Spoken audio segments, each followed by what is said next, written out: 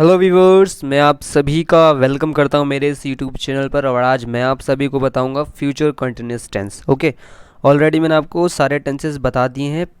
Present indefinite, past indefinite, future indefinite, present continuous, past continuous. ठीक है, ये सभी टेंसेस मैंने आपको अच्छे से समझा दिया। अगर आपने उनकी वीडियो नहीं देखी है तो ज़रूर देखें। वीडियो का लिंक इस वीडियो के डिस्क्रिप्शन में मिल जाएगा। ठीक है, तो ज़रूर देखें।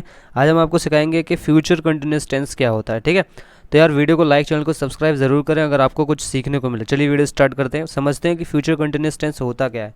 फ्यूचर कंटिन्यूस टेंस को समझने के लिए आपको बस एक एग्जांपल से समझाता हूँ। जब भी कोई भी सेंटेंस आपको दिख जाए कि उसके सेंटेंस के लास्ट में रहा होगा आता है, ठीक है, जैसे कि वह खेल रहा होगा, तो इस टाइप के जो सेंटेंस होते हैं वो फ्यूचर कंटिन्यूस टेंस में होते हैं। ठीक है, हम पढ़ रहे होंगे, तो देखो रहे होंगे आ रहा है ना, मतलब कोई ऐसा काम जो हम अभी कर नहीं रहे हैं लेकिन वो फ्यूचर में कर रहे होंगे। ठीक है, उस बात को बोलना। ठीक है, जैसे कि वह सो रही होगी, ठीक है, हम खेल रहे होंगे, तो इस टाइप के सेंटेंसेस को हम बोलते हैं फ्यूचर कंटिन्यूस टेंस।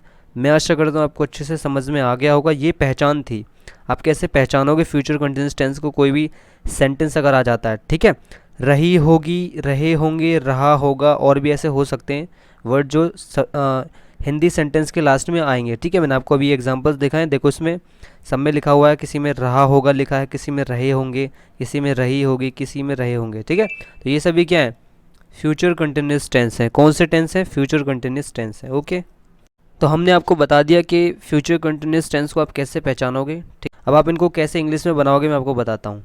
इसके लिए आपको बस कुछ नहीं, ये स्ट्रक्चर जो मैंने दिया है इसे याद करना है अच्छे से। देखो ये स्ट्रक्चर है।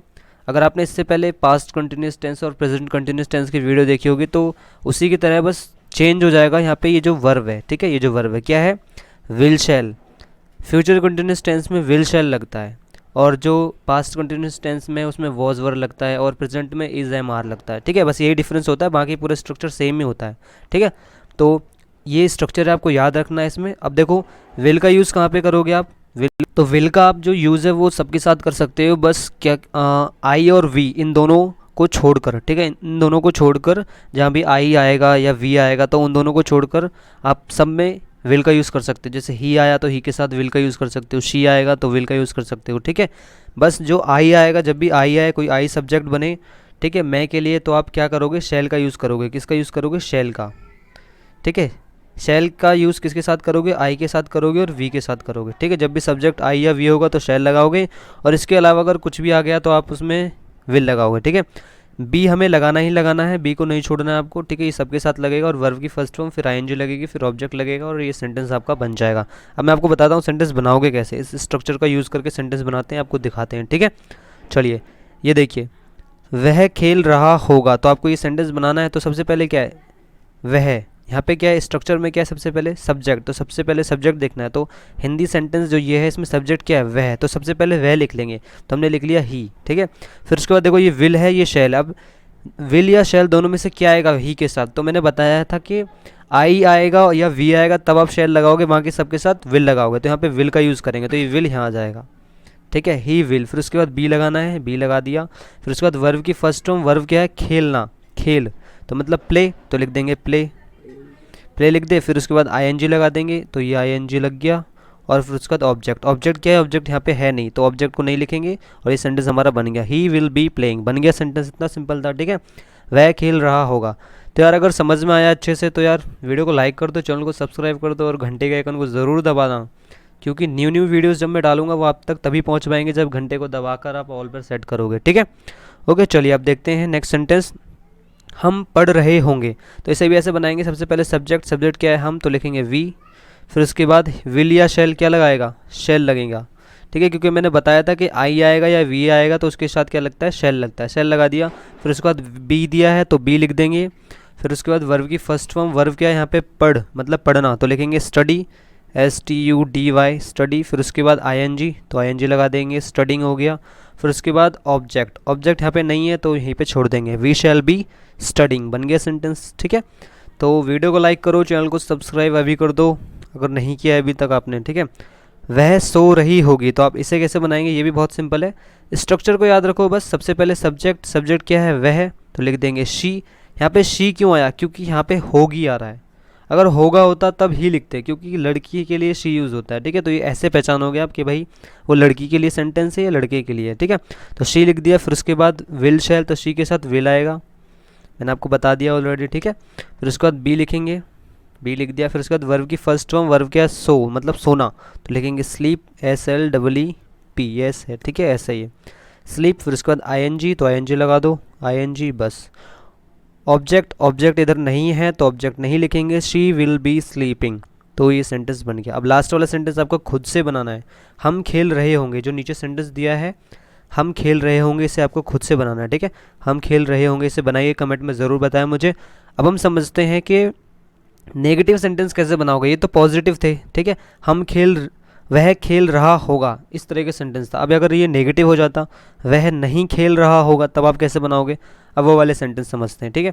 तो इस वीडियो में मैंने आपको दो टाइप के सेंटेंस बता दिए, एक पॉजिटिव और एक नेगेटिव सेंटेंस, ठीक है। चलिए अब इसको देखते हैं। इसमें भी सेम ही स्ट्रक्चर है, कुछ भी चेंज नहीं है, थोड़ा सा बस चेंज है। क्या है चेंज? चेंज कुछ नहीं है, ऐड करना है। क्या ऐड करना है? नॉट को। विल शैल के बाद आपको नॉट लगाना है, बस यही ध्यान रखना है इस वाले सेंटेंस में, ठीक है। आप सेंटेंस बनाते हैं जैसे कि तुम नहीं पढ़ रहे होगे, तो सब्जेक्ट लिखेंगे, तो सब्जेक्ट क्या है? तुम, तो लिखेंगे यू। फिर उसके बाद विल शैल, तो यू के साथ विल आएगा।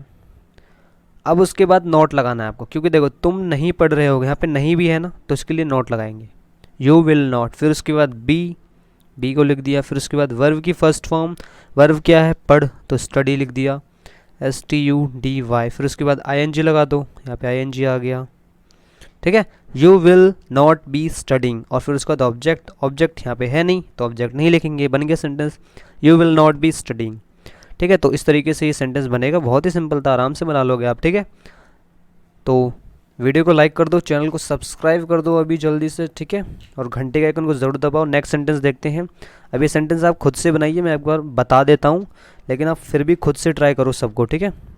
तुम खाना नहीं खा रहे होगे, तो इसे बनाएंगे सबसे पहले सब्जेक्ट, तो सब्जेक्ट क्या है? तुम, लिख देंगे यू। फिर उसके बाद विल या शैल, क्या लिखेंगे? विल। फिर उसके बाद नॉट लगाना ही है क्योंकि नहीं आ रहा है, ठीक है, सेंटेंस में नहीं है तो नहीं के लिए नॉट लगा देंगे। फिर बी, तो लिख देंगे बी। फिर उसके बाद वर्ब की फर्स्ट फॉर्म, वर्ब क्या है? खा, मतलब खाना, खाने को खा रहे हैं हम, ठीक है। तो क्या लिखेंगे? ईट, EAT, ईट। फिर उसके बाद ING लगा दो, ईट मतलब खाना होता है, ठीक है, और ING लगा दो, ठीक है। You will not be eating. फिर उसके बाद ऑब्जेक्ट, ऑब्जेक्ट क्या है इसमें? खाना, खाना यहाँ पे ऑब्जेक्ट है, ठीक है, तो लिखेंगे food, FOOD। You will not be eating food, बन गया सेंटेंस, ठीक है। लास्ट में फुल स्टॉप लगा दो, ठीक है। मैं आशा करता हूँ आपको अच्छे से समझ में आ गया होगा ये भी। तो लाइक करो वीडियो को, चैनल को सब्सक्राइब कर दो। नेक्स्ट सेंटेंस देखिए, वे नहीं नहा रहे होंगे, तो इन्हें बनाते हैं सबसे पहले सब्जेक्ट, सब्जेक्ट के लिए वे, तो लिखेंगे दे हो गया। फिर उसके बाद विल शैल, दे के साथ क्या आएगा? विल ही आएगा, ठीक है। फिर उसके बाद नॉट, तो नॉट लिख देंगे, NOT, नॉट। फिर उसके बाद बी लिख देंगे। फिर उसके बाद वर्ब की फर्स्ट फॉर्म, वर्ब क्या है? नहा, मतलब नहाना, ठीक है, तो नहाने को क्या कहते हैं? बात, BATH। फिर उसके बाद ING लगा देंगे, bathing. They will not be bathing, वे नहीं नहा रहे होंगे। अब इसमें ऑब्जेक्ट है लेकिन यहाँ पे ऑब्जेक्ट नहीं है, तो ऑब्जेक्ट को नहीं लिखेंगे, सेंटेंस बन गया, ठीक है। अब लास्ट वाला सेंटेंस आपको खुद से बनाना है, वह नहीं सुन रही होगी, वह नहीं सुन रही होगी, तो इसे खुद से बनाओ, कमेंट में मुझे ज़रूर बताओ। और इंस्टाग्राम पर जाकर मुझे अभी फॉलो कर लो, ठीक है। इंस्टाग्राम का लिंक वीडियो के डिस्क्रिप्शन में दिया होगा, वहाँ पे भी मैं इंग्लिश स्पीकिंग के सेंटेंसेस डालता रहता हूँ, तो आप वहाँ से आप इंग्लिश स्पीकिंग भी सीख सकते हो, ठीक है। यहाँ पे भी इंग्लिश के स्पीकिंग की शॉर्ट्स वीडियो डाल रखी हैं, तो आप उन्हें भी जाकर देख सकते हो, ओके। और जो अगर आपने इससे पहले वाली वीडियोस नहीं देखी हैं तो उन्हें ज़रूर देखें, वीडियो को लाइक करें, चैनल को सब्सक्राइब करें, और घंटे का आइकन को तो ज़रूर ही दबाएँ और इसे ऑल पे सेट ज़रूर करें, ठीक है। वरना आपको मैं जो न्यू वीडियो डालूँगा आप तक पहुँचेगी ही नहीं, तो प्लीज़ घंटे के आइकन को ज़रूर दबाएं, ऑल पे सेट ज़रूर करें, ठीक है। नेक्स्ट वीडियो जल्दी आएगी, तब तक के लिए bye bye and take care.